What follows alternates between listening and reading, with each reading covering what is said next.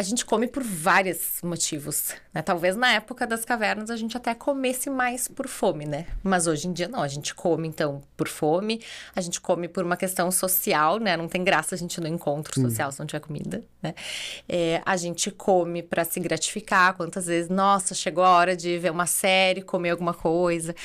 A gente come muitas vezes pela gana, né? Porque a gente diz assim, tudo que libera dopamina no nosso cérebro, né? O nosso neurotransmissor do prazer é capaz de causar dependência. Então, a gente pode ser dependente em cocaína, a gente pode ser dependente no celular e a gente pode ser dependente na comida.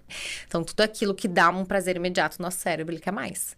Então, a gente come por vício, a gente come para regular uma emoção. Então, eu tô triste, não sei como lidar com essa tristeza, a comida me dá conforto.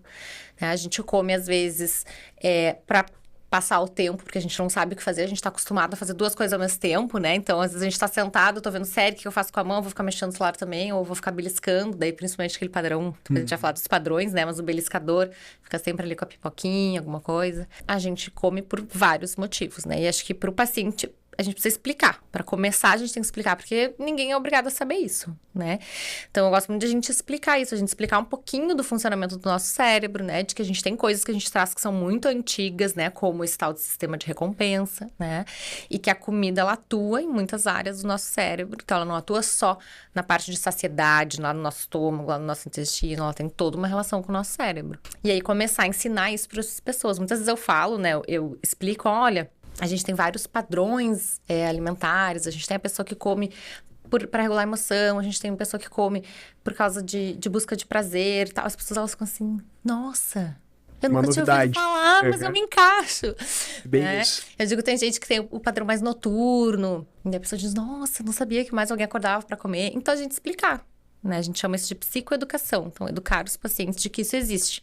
Porque eu sempre digo, o primeiro passo para a gente mudar alguma coisa é a gente conhecer. Né? Então, quanto mais a pessoa conhece sobre os seus padrões, e todos nós temos esses padrões, né? Não quer dizer que a gente só pode comer para matar a fome, não. Mas também a gente precisa entender se algum desses padrões não está nos causando sofrimento, não está sendo exagerado, digamos assim, né? Às vezes um paciente chega em casa num dia atarefado, cansado, frustrado, e o único prazer que ele tem, o único conforto que ele tem é sentar e comer uma pizza grande, tomar 2 litros de refrigerante, né? O quanto muitas vezes fazer que ele entenda que isso pode estar deixando ele doente, né, é importante, o quanto é difícil também largar disso, né, o quanto a gente precisa também oferecer para esse paciente uma alternativa, simplesmente retirar, né, uma fonte importante de prazer e de conforto, as próprias relações familiares, né, Alice, o quanto demonstrações de afeto, muitas vezes, isso é muito comum na nossa cultura, né? Sim. Aquela demonstração de afeto através da comida, alguém que a vida inteira a mãe foi lá e demonstrou carinho, às vezes, muitas vezes até a única forma de demonstração de carinho. Né? Não, e a gente muitas vezes vai dar um presente, dar uma comida, né? Dar um docinho, assim, né?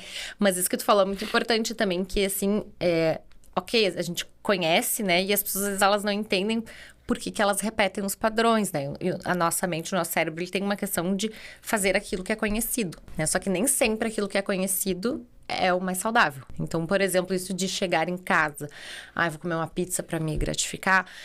É bem possível que existam outras formas de se gratificar mais saudáveis. Mas se a pessoa não testa, o cérebro vai para aquilo que é conhecido. Eu sei que isso aqui vai me gratificar. Então, a nossa mente ela tende a repetir padrões, mesmo que muitas vezes eles não sejam saudáveis, né? Tirar o paciente desse padrão e ensinar, né, padrões mais saudáveis é fundamental, porque muitas vezes, né, eu acho que é característico do ser humano buscar o caminho do menor esforço, né? Claro. Então, muitas vezes, isso é uma coisa que a gente enfrenta muito na cirurgia bariátrica, são os pacientes que, às vezes, ao cortar a questão da comida, né, cortar essa válvula de escape, muitas vezes eles acabam migrando para o álcool, eles acabam migrando para jogos compulsivos, compras compulsivas, jogos eletrônicos, e às vezes a gente troca um problema por outro tão grave quanto. E a explicação disso, porque digamos que a gente vai dividir, né, os nossos sistemas cerebrais, assim, envolvidos na fome, né? Claro que a gente vai ter aquele sistema da fome fisiológica, né? Então, a gente tem lá a sinalização, estou com fome, né? O estômago está vazio, eu preciso de comida, a gente vai comer, e aí a gente vai ter a sinalização de, bom, estou satisfeito, o estômago encheu, o intestino começou a funcionar. Mas existe alguém que está acima disso, que é o sistema de recompensa. Então, ele é capaz de suplantar o sistema da fome. Então, mesmo que eu não esteja com fome, se esse outro sistema que a gente chama de recompensa, que tem a ver com a dopamina, que é a busca do prazer, do bem-estar, Se este sistema precisa, mesmo que eu não esteja com fome, eu vou acabar comendo, né? E é tudo isso que tu falaste, então se eu tiro a comida, esse sistema ele quer alguma outra coisa. Eu quero a dopamina. Uhum. E aí, se eu não aprender formas saudáveis, ele vai buscar em outras coisas que dão dopamina. E a gente tem o jogo, a gente vai ter as apostas, a gente vai ter o álcool, a gente vai ter outras drogas, porque esse sistema, se a gente não regular ele, digamos assim, ele vai buscar em outras coisas.